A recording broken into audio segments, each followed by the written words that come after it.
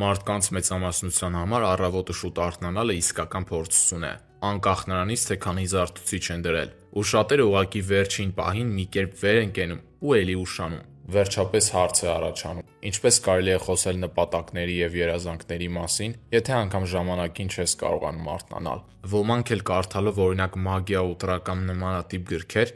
որոշում են. վերջ, վաղվանից նոր մարդ եմ լինելու։ Արթնանալու եմ ժամը 6-ին, վազք, գրքեր, մեդիտացիա, անցնում է շաբաթներ։ Վաղ արթնանալ ստացվում է։ Բիլ Գեյթսի սովորությունները լրիվությամբ պահում ենք։ Ամեն ինչ կարծես ծրագրով է գնում, բայց փոփոխություններ չկան։ Ու այստեղ պարզ է դառնում ամենակարևորը. ուրիշների սովորությունները կրկնելը ինքնին ոչինչ չի որոշում։ Չի գործում այն բանաձևը արա ինչպես նրանք եւ կստացվի։ Խնդիրը նրանում չէ, թե ժամը քանիսին ես արթնանում։ Խնդիրը նրանում է ինչի համար ես արթնանում եւ ինչ ես անում դրանից հետո։